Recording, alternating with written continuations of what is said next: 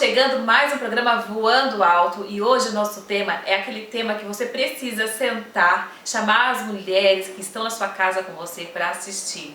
Afinal de contas, momentos de superação, eles precisam de união, não é? Então nós vamos trazer uma convidada para falar sobre como viver o câncer sob um novo olhar. A Grazi, ela é uma expert no assunto, vivencia essa experiência e compartilha com a gente momentos incríveis de superação e desafios. Mas antes da gente iniciar o programa e eu anunciar a nossa convidada, trazê-la para o cenário, deixa eu agradecer todos os nossos patrocinadores e parceiros. A nossa Shopee, a Shea Molduras, Brilha Design e também a Fashion Clinic, que traz looks incríveis para o programa.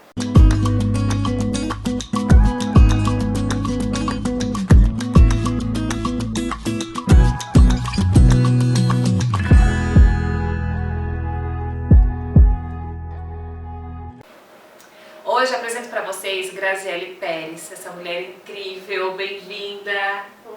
Muito obrigada pelo convite, por me dar espaço para estar aqui conversando contigo, que eu acho que é um momento também muito especial e muito importante, né? A gente está compartilhando essas experiências. Gente, a Grazi, ela tem um Instagram, a gente vai deixar aqui para vocês, Minha Vida Superando o Câncer. A Grazi, ela vive o câncer sob um novo olhar. A gente estava aqui nos bastidores conversando sobre o tema e tal, trocando uma ideia. E o que ela faz, eu falei para ela, Grazi, é uma missão de vida o que tu faz, porque perante um desafio tão grande que é superar esse momento, ela consegue hoje, né, Grazi, compartilhar as experiências e dar força para as mulheres do Brasil inteiro. Queria que tu contasse um pouquinho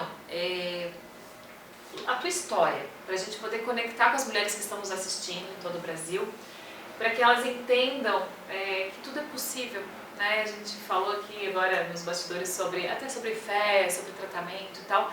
Como é que foi o diagnóstico? Há quanto tempo? Então, eu sou Graziele Pérez.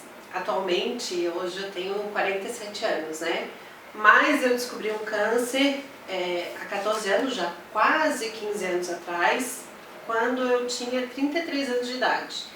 Eu estava assim no auge da minha vida profissional e com todas as coisas acontecendo. Eu tinha passado num concurso público, algo que eu queria muito, seguir carreira e cuidar da minha vida. Era casada, ainda sou, casada, né? Mas eu estava ali no auge assim daquela questão de começo, com uma família. Eu tinha já um menino de 4 anos e eu queria engravidar de um segundo filho, porque eu tinha me efetivado, chegou um momento, era a hora, e eu tinha um sonho, queria ser mãe de menina, estava cuidando para que tentasse, né, que desse tudo certo.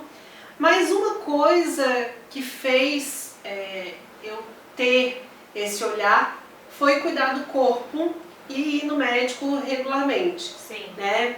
Por mais que a gente imagine ou pense que as campanhas talvez não tenham um grande impacto na vida das pessoas, mas tem de uma certa maneira, né? Uhum. Se a gente consegue salvar a vida de uma pessoa, a gente já está salvando vidas, né? Então, assim, a quantidade ali nesse momento não importa.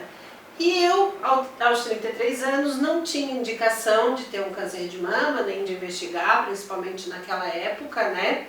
Mas eu sabia que eu tinha que ir no médico anualmente, na ginecologista, para fazer o preventivo, para ver se estava tudo bem. Sim. Eu queria engravidar, mas eu queria engravidar de uma forma assim, certinha. Eu sempre fui muito correta, sempre deixei os meus exames em dia. Eu uso óculos desde os 17 anos, então eu ia atualmente no oftalmologista e no ginecologista. Sim. E essa consciência e essa questão, eu acho que fez a diferença na minha vida. E eu acho que foi o que me salvou. Eu sempre tive dificuldade para engravidar, tanto na primeira gravidez quanto na tentativa da segunda gravidez. Eu tinha ovário policístico, então eram muitas tentativas e não conseguia. E nesse meio tempo venceu um exame preventivo, que a gente vai anualmente, então eu fazia, né, antes de engravidar, não tinha conseguido engravidar, já tinha vencido o outro preventivo e voltei na médica. Quando eu voltei na médica, a doutora fez ali a questão ginecológica no preventivo, não se tinha indicação, porque eu era uma pessoa que não fumava, não bebia, não tinha histórico familiar, então não se imaginava que teria câncer. Mas ela sempre foi muito cuidadosa, muito atenciosa, ela acompanhou pré-natal, o parto do Vitor, ela tocou na minha mama e percebeu uma alteração. Olha só, foi no toque, exame de toque. No toque da médica. Porque tu tinhas 33 anos. 33 anos. A indicação de mamografia é a partir dos 40. Hoje houve essa mudança de ser a partir Sim. dos 40, mas até o ano passado, quem faz uso do SUS, a indicação era até os 50 anos. Olha só, pois Então, é. Então imagina se fosse antigamente, tu esperar, se não fosse a médica fazer um toque. Não, exatamente, não é ainda comum entre todos os médicos, Sim. né, fazerem isso. Tudo depende de médico para médico. Sim. Mas essa médica que ela me acompanha, está na minha rede social, inclusive depois a gente pode falar sobre as questões que eu me direcionei e falar sobre ela. Ela já tinha esse olhar, essa atenção, né? Então, por ser 33 anos, não ter histórico na família, não fumar, não bebia, não tinha indicação. Mas ela sempre examinava o corpo e examinava a mama. Ela tocou a mama, percebeu uma alteração, que eu não percebi. Por quê? E isso é uma das coisas que a gente fala muito. A questão do toque é importante para a gente conhecer o nosso corpo. Sim. Conhecer algumas alterações, mas nem todo mundo tem clareza para identificar que aquilo que está ali pode ser algo grave ou não. Então, por isso que é muito importante, eu falo sobre isso para que a gente vá ao médico regularmente, porque só o médico tem essa capacidade e esse olhar para identificar algo diferente. Até porque a gente hoje com recurso de IA e de rede social e tal, e a gente pega um diagnóstico no exame, já quer olhar isso antes do médico e aí já tira conclusões precipitadas. Exatamente. Então... E tem várias questões, né? Tem a questão da negação, que tem pessoas que vão tocar, vão observar, mas vão negar que aquilo ali possa ser alguma coisa. Também tem questões que nem todos os nódulos são câncer, então às vezes é um nódulozinho que faz parte ali do período menstrual ou que faz parte de uma alteração, então só o médico que tem essa capacidade de diferenciar. Né? Então assim, por isso que eu reforço a questão de ir para o médico. A gente precisa identificar o corpo, olhar uma alteração, um roxo, uma coisa, um machucado, mas só o médico que é capaz de definir qualquer coisa e tomar as ações necessárias, né? Porque se for um nódulo benigno, ele vai acompanhar um período, se for maligno, ele vai já com esse olhar encaminhar para o exame. E foi aí que tudo mudou.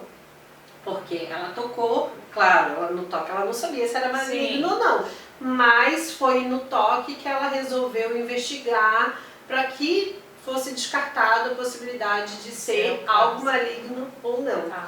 E dali eu fui, e foi tudo muito rápido, eu sempre tive esse clique de não negar. Se tivesse alguma coisa, eu corria atrás, né? E me chama a atenção porque a minha mãe, ela estava ao meu lado sempre e ela dizia: ai, Grazi, calma, não precisa ser assim tão rápido, deixa, pensa, semana que vem. E eu ao contrário, eu já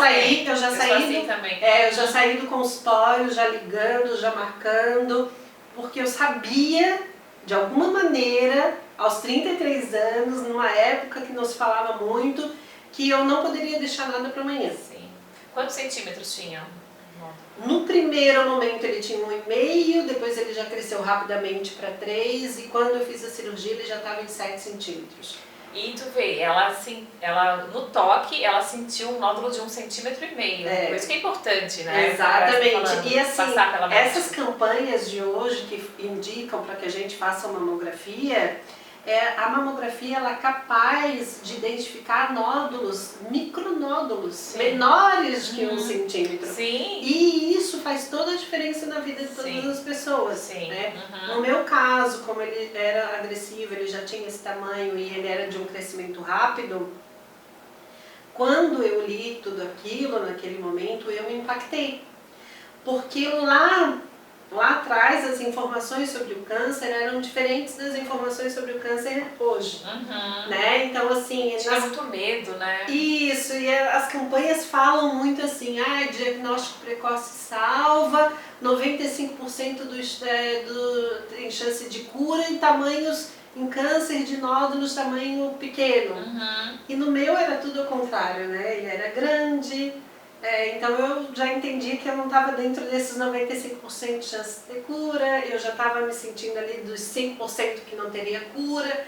Então eu trabalhei muito com esse susto, porque eu fui em busca de informações, como muitas pessoas vão, na época não tinha IA, mas tinha o Google, né? Então a gente vai tentar saber o que é. E ali eu me deparei com algo grave, né? Porque eu não me encaixava nada da possibilidade de ter cura. Eu me encaixava diante daquele cenário de ser algo que eu não estaria dentro dos 95%. Então eu tive que trabalhar isso na minha cabeça. Tinha um filho pequeno. Ele estava com quantos anos? Com 4 anos e meio, né? Esse desejo de ser mãe, mas tudo foi por terra a hora que eu abri o diagnóstico. Sim. Né? Tudo foi por terra, assim. Eu só pensava o que fazer para deixar tudo bem se acontecesse alguma coisa comigo. Sim. Eu nunca tinha ido num centro cirúrgico antes, a não ser para fazer o parto. Para fazer a cesárea. Sim. Né? A única coisa, eu nunca quebrei um osso, eu nunca quebrei um dedo, eu nunca me ralei. Sim. Então eu não ia nem no poço fazer curativo. Então eu tive que trabalhar com tudo isso na minha cabeça e como seria. E naquele momento, como hoje, quando a gente recebe o diagnóstico e a palavra câncer, ela rouba o nosso chão. Ela nos assusta, ela nos impacta, ela nos amedronta e muitas pessoas fogem disso, outras pessoas se desesperam com isso. Tem várias formas de encarar essa situação. Eu tentei encarar de frente. Sim. Né? Tentei me prender a boas informações. Eu senti muita segurança na equipe que estava comigo. Né, tanto a médica inicial, que ela era ginecologista, mas não foi ela que cuidou, mas ela me encaminhou da melhor maneira possível. Então eu acho que isso também fez a diferença na minha vida. Né? Essa segurança que eu senti da equipe e das informações que eu fui tendo ao longo do processo. Porque também você foi atrás da informação, né? Exatamente. Não se acomodou e tudo mais. E são assim, a gente também tem que filtrar as informações, né? Porque, como eu falei, as informações que tinha era morte. Era não conseguir ficar bem e que não teria essa vida que eu estou tendo hoje. Né? Eu nunca imaginando a minha história. Contando, né? E compartilhando e ajudando, né? Sim, mulheres e assim, eu fui, quando eu recebi o diagnóstico, a primeira coisa, tu fala para as pessoas. Eu sempre fui muito faladeira. Desde pequenininha eu sempre fui muito faladeira. Eu era professora. Tá. Então, na escola todo mundo sabia o que estava acontecendo comigo. Né? Eu estava querendo engravidar, eu queria engravidar de uma menina, eu estava lendo sobre as possibilidades de engravidar de uma mulher, então assim, eu ia conversando com as meninas, né? Olha, faz isso que é mais fácil, faz aquilo, perna pra cima, aquela coisa toda que a gente vai se inteirando no processo, quando a gente está vivenciando algo, né? Sim. Aí eu fui para ver se estava tudo bem e voltei com um diagnóstico dos mais terríveis possíveis. E da mesma maneira, todo mundo queria saber como foi, como que eu descobri, o que eu fiz, o que eu comi, que pudesse ter me dado câncer. A causa, né? Qual foi a causa que fez uma mulher jovem, cheia de vida e de energia, ter câncer? Sim. Então, e como eu sempre falei abertamente, eu ia contando para todo mundo. Sim. E ia explicando que não tinha algo específico. Porque eu não fumava, eu não bebia. Não era genético. Eu não gosto nem de beber champanhe. Sim. Nem no final do ano, todo mundo abre e eu não consigo tomar. Eu não gosto, eu não gosto de uma cerveja. Sempre foi assim. Vinho. Então, tudo que pudesse me levar a acreditar que foi isso, eu fazia check que não era. Sim. Né? Então, assim, não tinha casa da família, as minhas tias, a família é grande de parte de pai, é grande de parte de mãe, então eu fui a premiada entre as tias, as avós e as primas. Sim. Né? Então depois eu comecei Quanto a entender. tempo foi de tratamento, Graça? Olha, eu estou em Tudo- tratamento sim, até hoje. sim. Mas assim, foram várias coisas. Quimioterapia, aquele várias, processo, queda de várias cabelo. coisas. Porque, como eu falei, como ele era grande, Tá. eu tinha que fazer tudo que estava disponível ao meu alcance. Tá. Né? Não tinha assim que escolher. Ai, vamos o mais leve ou mais forte. Tá. Vamos isso ou vamos aquilo. Nós tínhamos que tentar do mais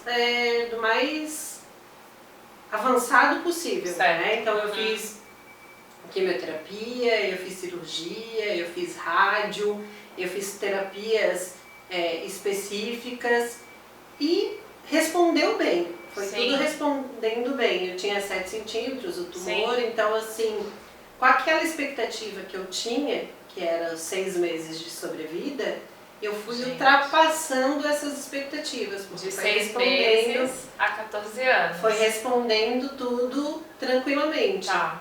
Não tranquilamente, mas foi respondendo bem. E daí depois, câncer virou metástase, então eu continuo fazendo tratamento até hoje. Gente, é assim. Mas a história é boa, tá? A carinha dela me olhando. A gente vai fazer um comercial rapidinho para tomar uma água, respirar um pouquinho, porque a partir de agora pra frente só vem coisa boa. Segura aí e voltem com a gente já já.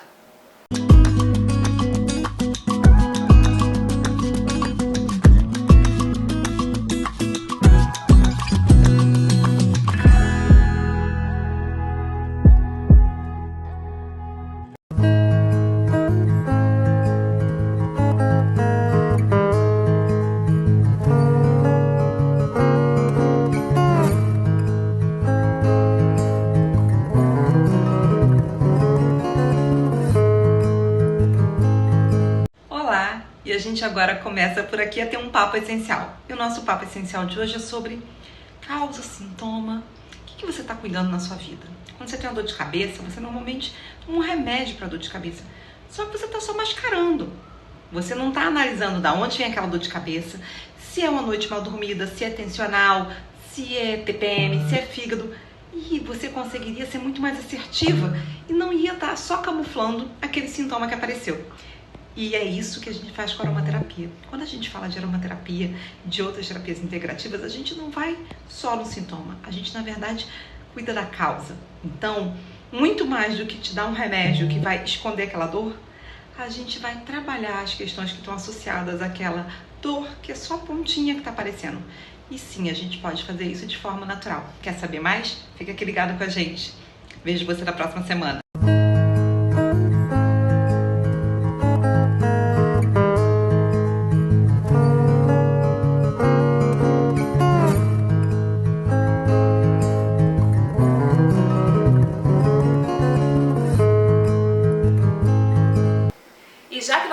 Falando de interação, de redes sociais, de compartilhamento, queria agradecer a todas vocês que estão conosco, seguindo a rede social Voando Alto na TV, também o meu Instagram. E deixem, gente, as sugestões de temas que vocês gostariam de ver por aqui, porque muitas vezes a sugestão de vocês é uma sugestão de um tema que a gente vai compartilhar muita coisa boa com várias outras pessoas. Então deixe o seu recadinho que é muito especial pra gente, tá bom? E voltamos então com a nossa história, como superar o câncer de uma forma, um olhar mais leve, mais tranquilo, diante de um diagnóstico que tinha tudo para ser negativo, né, Grazi? Exatamente, tinha. Pelo histórico que eu contei, né? Sim. E voltando ali a falar, quando eu recebi o diagnóstico, é comum as pessoas quererem saber de histórias de outras pessoas para que elas possam se inspirar. Sim. Né? Então, assim, eu fui para a rede social, que na época não tinha tanta rede social. Que ano aí a gente está falando? 2011. Nossa, sim, foi quando eu comecei também. Não Exatamente. tinha, né? A gente tinha o quê? Tinha Facebook? Tava entrando no Facebook e nós estávamos ali no Orkut, eu acho. No Orkut, o Instagram foi 2012. Exatamente. E a própria, assim, a televisão, as novelas, né? Revista, que era muito falado na época. Eu queria ter histórias de mulheres que passaram pelo câncer e tinham sobrevivido. Sim. E eu não conseguia me conectar com ninguém. Tu lembra aquela novela da Carolina Dickman? Da Carolina Dickman, sim, eu lembro. Só que, não lembro o ano, só que ela era leucemia. Era leucemia. Então é um Então outro. era- Hoje eu entendo que cada câncer é diferente um do outro. Sim. Tanto o tipo do câncer quanto de pessoas. Né? Se duas mulheres tiveram câncer de mama, o da pessoa A quanto da pessoa B é diferente. Sim. Né? Um pode ser mais grave, outro menos grave, mas um responde de um jeito, o outro responde de outro. Então, são pessoas diferentes, respostas diferentes, tratamentos diferentes. Então, a gente não deve se comparar. Tá. Mas a gente precisa ter inspirações. Sim. Né? Olhar e dizer assim, tem a Gisele que passou e deu super bem, a Vanessa que está Sim. passando e está superando. E por incrível que pareça, eu não consegui me conectar a ninguém e só a pessoa que passou por mim, na minha mente, era a Patrícia Pilar. Sim, verdade. Exato. Nossa, há muitos anos, Exatamente. né? E se não me falha a memória, eu não queria errar, mas eu acho que tinha sido uns 10 anos antes de mim. Sim. Então, assim, ela também não se expôs muito, né? Nem ficar careca. Ela teve aparições, mas exposições pequenas. Então, assim, é muito importante quando uma atriz, um artista vai para a televisão contar a sua história, porque ele se conecta a tantas outras pessoas. Sim. Como a história da Preta Gil, quanto a história da princesa. Da princesa, da né? Então, a Angelina Jolie, Sim. quando contou a história dela. Então, assim, eu consegui entender que a gente precisa se conectar às pessoas. Só que eu, Grazi, me conectar artista é legal, mas são distante. realidades diferentes. Sim. Muito distante, né? Sim. Elas moram em grandes centros, a gente mora aqui na Grande Florianópolis, às vezes não tem os mesmos acessos de recurso de tratamento, às vezes a questão financeira, porque o tratamento ele é muito caro, Sim. né? Tem a questão familiar também, como que a família te acolhe, Sim. né? Como Sim. que no emprego que tu estás, os teus amigos, muitas pessoas deixam o teu caminho nesse período. Né? Aconteceu de pessoas muito próximas a mim, se distanciaram e depois disseram que não foram me ver, não foram me visitar porque não sabiam como lidar. Sim. Queriam ficar com aquela imagem da Grazi bonita, falante e sorridente, e elas não queriam associar a Grazi careca, a Grazi no hospital. Porque, gente, lembrando, a Grazi teve todas essas fases. Hoje ela tá aqui, linda, falando e tal, mas a gente vai ilustrar com algumas imagens no programa, que está sendo, né, ilustrado. Teve todo esse processo. Exatamente, eu fiquei careca 2 vezes, porque eu tive 2 diagnósticos, eu perdi uma mama, eu fiquei apenas com uma mama durante 1 ano e 3 meses. Depois que fez a reconstrução. Depois que eu fiz a reconstrução, que foi do grande dorsal, que foi uma cirurgia bem grande, ampla, teve ali uma recuperação de 3 meses. Eu tirei o útero, o ovário, eu tive depois um problema no pulmão e eu tive que me internar. Então, assim, eu passei por várias situações hospitalares. Hoje, realmente, quem me vê não consegue me imaginar. Não consegue, né? Eu porque já conheço, né? Assim, um pouquinho que a gente conversa e tal, eu tenho uma pequena noção. Acho que ninguém consegue ter. Só quem estava próximo ali naquele momento, os É. familiares, amigos, que conseguem. Né? Quando eu deixei de trabalhar, então as pessoas, né? Causa um certo, né? Tá acostumado a te que ver. estão vinculados comigo Isso. na rede social até hoje, então eles, né, olham como era, como foi, como está.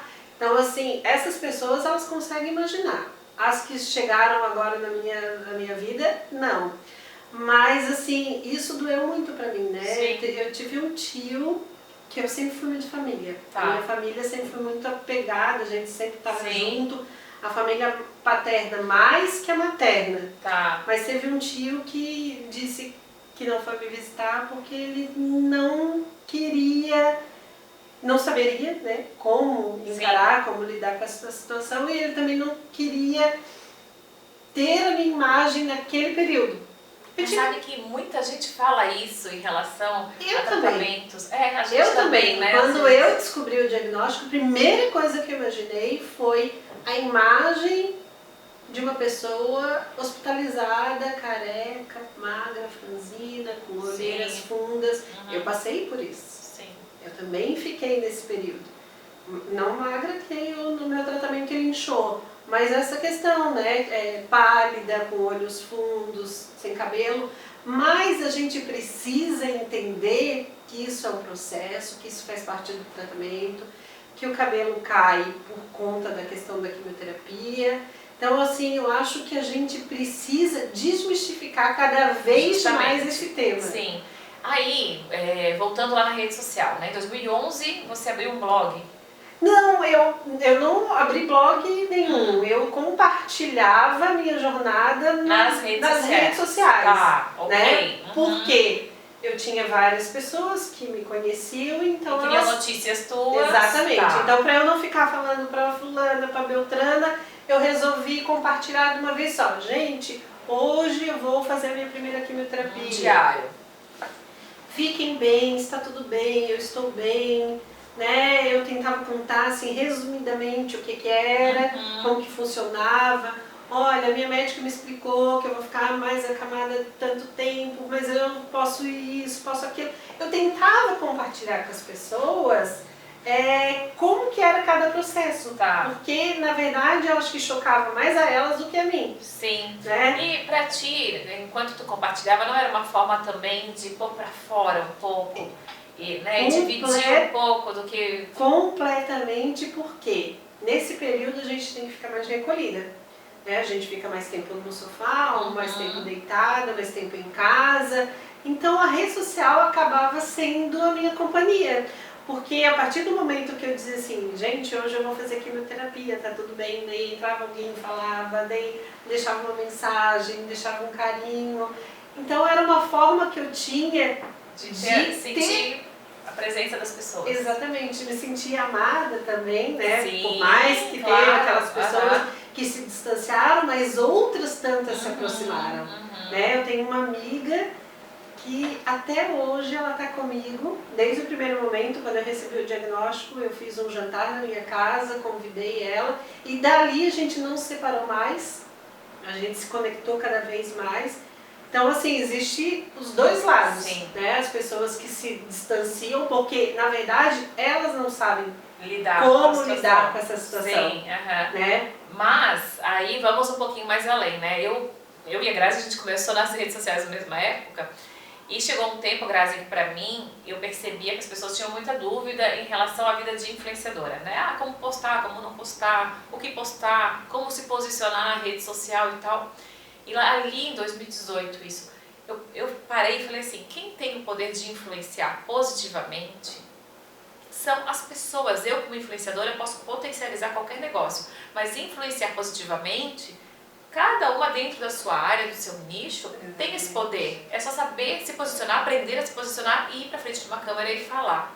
E aí, hoje, nos bastidores, ela estava contando aqui algumas coisas, eu falei, é isso, é sobre isso. Exatamente. E a Grazi, ela encontrou o seu lugar na rede social, né? Porque a Grazi hoje é inspiração para muitas mulheres. Muitas pessoas dizem, olha, Grazi, pela forma que tu lida com isso, escreve um livro. Sim. Aí eu tinha dificuldade, porque livro é uma questão comercial. Sim. Né? Quem que vai patrocinar, quem é que vai ler, quem é que vai consumir sobre o tema câncer. Sim. E eu resolvi abrir um canal no YouTube. Certo. Porque eu queria tentar ser aquela pessoa que eu queria ter. Né? Eu queria ser a referência que tu não teve. Exatamente. Se eu era comunicativa, se eu era falante e se eu lidava com algumas coisas de uma maneira não diferente, mas assim, de uma forma diferente para aquela comunidade, então por que não compartilhar a minha história nas redes sociais? Sim. Né? E aí eu comecei com um canal no YouTube. Para isso, eu abria a câmera, falava sobre a minha história, contava algumas coisas e ia se conectar comigo quem precisasse. Sim. E nessa fase tu estava no processo Sim, né? sim, quando eu abri o YouTube mesmo foi em 2018 também. Tá, olha só, coincidências da vida. Foi nessa mesma época, porque daí eu ia acompanhando o processo do Vitor, né? E ele ia consumindo o YouTube, e eu via que as pessoas falavam sobre várias coisas, ensinava a trocar lâmpada, por que não falar sobre o câncer? Sim, né? Aí eu falava sobre essa questão de como que foi pra mim cair o cabelo, como que foi pra mim receber determinadas situações, como que foi para minha família, para o meu esposo. 70% dos maridos abandonam suas mulheres depois do diagnóstico. Ai, gente, é inacreditável, Exatamente, né? Mas assim, se tu parar para pensar, é porque as pessoas não sabem lidar com isso. Não estão preparadas, né? Então eu fui pensando nisso também, que eu resolvi cada vez mais me comunicar na rede social. Sim. Porque para que quando uma pessoa receba o diagnóstico, ela receba esse impacto, mas ela também consiga ver que existe vida além do diagnóstico, que o diagnóstico não é o fim, que os casamentos podem continuar, que a vida afetiva, sexual da mulher com câncer também existe. Perfeito. Né? Que ela pode ser mãe, que ela pode ter sonhos, que ela pode viajar, que mesmo com as dores, mesmo com as limitações, mesmo com o aumento do peso, a perda do cabelo, meu cabelo cresceu, mas ele não é o mesmo, porque eu ainda faço tratamento, eu uso medicamentos. Então, para que a gente possa ver que existem formas de lidar com as situações, que a gente precisa ter um novo olhar sobre isso. Até esse novo olhar, eu penso assim, geralmente, né, pensando na parte mais espiritual, a gente não vai entrar nisso, mas assim, é uma forma de depurar um pouco a alma, né? Tu começa a olhar para as coisas que às vezes, imagino que tenha acontecido isso contigo, para o passarinho que passa, tu presta mais atenção, nos detalhes, nas coisas que antes eram corriqueiras, a gente dá mais valor. Exatamente. Né? E assim, até a forma da questão do corpo, né? Sim. A mulher, ela sempre foi muito movida à vaidade, à sociedade cobrando muito, né? A questão do corpo. Não que esteja errado, mas a forma com que a gente encara, né? Às vezes a gente se mergulha com muita intensidade. E é importante a gente manter a autoestima. Exatamente. Né? Se olhar no espelho, saber que é um processo, que é uma fase. Tá, mas vamos lá, porque tem muita coisa ainda, o tempo tá correndo, o nosso voo tá assim, ó. Aí, canal do YouTube, depois Oncoprosa? Então, daí o canal do YouTube surgiu com isso, depois eu fui para o Instagram e para o Facebook exatamente para melhorar a forma de comunicação, porque tem pessoas que consomem um tipo de rede, tem pessoas que consomem outro, o YouTube fala mais, tem pessoas que querem ler algo mais rápido. É outro perfil, né? E daí eu comecei a compartilhar minha história, minha jornada, o processo de cada situação, mas eu também comecei a querer trazer convidadas para falar sobre essa história. E daí nasceu um podcast, que é algo que está, né, que é o Oncoprosa. Tão em alta, daí nasceu o Oncoprosa. Que tá, onde a gente encontra? Dentro do teu canal do YouTube? O Oncoprosa é um formato podcast que está dentro do canal do YouTube, mas eu também deixo disponível no Spotify. E daí eu montei um perfil no Instagram que eu tento fazer uns cortes, né? Mas é tudo caseiro, sou eu que faço, eu que gravo com meu celular. Eu trago mulheres que também passaram pelo diagnóstico, então começou Oncoprosa Vidas que Inspiram, porque é uma prosa oncológica. Então compartilho com mulheres que receberam o diagnóstico, cada um conta o seu olhar sobre o diagnóstico, porque às vezes o que doeu pra mim pode não doer pra outra. Exatamente. E que a gente consiga ver que não existe só a Grazi, que existem outras mulheres com outros diagnósticos, de outras agressividades, mas eu também gosto de trazer convidados especiais, médicos especialistas, para que eles possam esclarecer, né? Porque eu conto a minha história, mas só o médico vai poder alinhar e validar as situações. Sim, muito interessante. E o teu Instagram, Minha Vida Superando o Câncer, tem o teu lifestyle. E a Grazi, gente, agora ela tá fitness, toda fitness. Ela chegou aqui, ó, na estica. Emagreceu, digo, da última vez que eu te vi pra cá. Então, Né? quando eu fui pra vida fitness, que eu não me considero vida fitness, eu fui pra academia mesmo pra aumentar a minha qualidade de vida e pra continuar no tratamento. Porque a Grazi segue em tratamento há 14 anos. 14 anos. Ela tinha um diagnóstico de 6 meses. Exatamente. E são 14 anos. Eu recebi o diagnóstico de metástase, e metástase é mais grave, né? Faz medicamentos, não tem pausa, não tem tempo para terminar, mas são medicamentos que me dão vida, sobrevida, mas também me trazem alguns efeitos colaterais. E eu preciso ajustar os efeitos colaterais e melhorar a qualidade de vida para que eu continue recebendo esse medicamento por muito mais tempo. E aí a academia, gente, a academia é remédio pra tudo, né? Exatamente. Incrível. Eu tava com, eu engordei no primeiro tratamento uns 10 quilos, aí eu desinchei, daí veio o segundo diagnóstico, eu engordei mais 10 quilos. Não foram 20 porque eu tinha diminuído um pouquinho, mas assim eu posso considerar que mais ou menos 17 quilos. E eu tava conformada. Né? Não é que eu estava conformada, é que diante de toda a gravidade de tudo, eu queria só viver, eu só queria que o remédio me desse sobrevida. Mas no ano passado eu tive 10 anos, né? Eu passei pelo, não digo comemoração, né? Mas eu entendi que eu estava completando 10 anos desse tratamento contínuo de metástase. E quando a gente está nesse processo, que a gente quer que o remédio responda e que a gente consiga sobreviver mais 10, mais 20, mais 30. Mas os meus exames estavam tendo algumas alterações. Né? Alterações de gordura em volta do coração, colesterol e tal. Então eu estava vendo que eu precisava agora fazer a minha parte. Né? Os remédios já estão fazendo a parte deles. Estão fazendo a parte dele, mas eu preciso dar mais saúde para o meu corpo, para ele continuar recebendo toda essa toxicidade que são os remédios.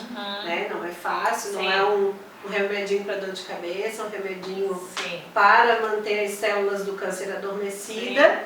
Então tem aí alguns efeitos colaterais, um deles eu tenho que acompanhar o coração, porque ele é cardiotóxico, né? Então se der uma alteração eu tenho que parar. Então eu pensei assim, agora eu vou fazer o que está ao meu alcance. O remédio está fazendo o que está ao alcance dele. E eu sempre pensei, né? Eu não queria estar lá no hospital, no leito de morte, naqueles últimos minutos, pensando assim, por que eu não fiz isso? Por que eu não fiz aquilo? Por que eu não parei de comer isso? Por que eu não fui para a academia? Então eu quis ter essa consciência antes de chegar nesse momento. E não vai chegar, porque ela está super bem. E ela estava comentando comigo também aqui no intervalo que agora ela tá fit, e aí as seguidoras dela, oncológicas, perguntam, mas o que tu tá comendo? Tu restringiu alguma coisa e tal? É muito interessante isso, essa interação, né, Grazi? Exatamente. E vamos um pouquinho mais além, porque a gente vai ter que pousar já já. O comandante já pediu para pousar nossa aeronave aqui.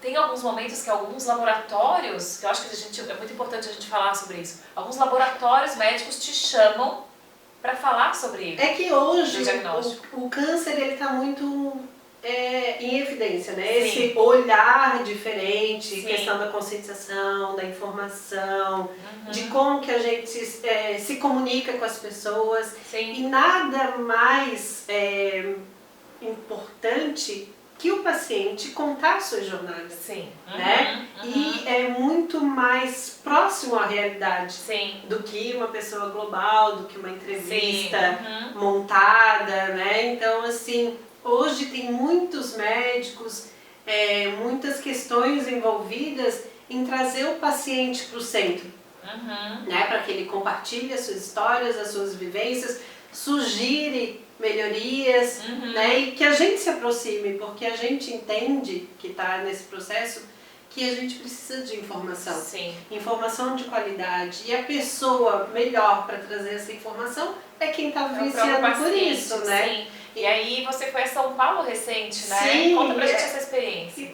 Eu já recebi alguns convites para que eu vá para São Paulo, vá para outros eventos, para a gente se aproximar mais do conteúdo, das informações, né? Para que a gente conheça esse cenário. para que a gente possa estar melhorando nossa forma de comunicação, para que a gente entenda que esse processo é importante, que a gente precisa trazer o protagonismo da mulher, né, da paciente. Sim. E que a gente, na hora de compartilhar, compartilhe informações cada vez mais responsável, cada vez mais eficiente, eficaz e que chegue A mais pessoas. Perfeito, gente, história inspiradora, não foi? Eu espero que vocês tenham gostado. Grazi, eu amei tua presença aqui, obrigada. Eu que agradeço. Volte sempre.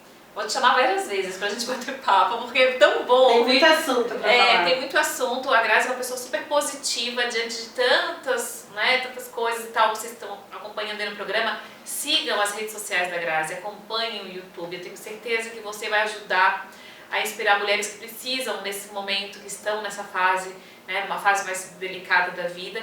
Então eu espero que esse programa tenha inspirado vocês. E a gente se vê, gente, no próximo programa, porque aqui, se a gente for muito longe, a gente chora.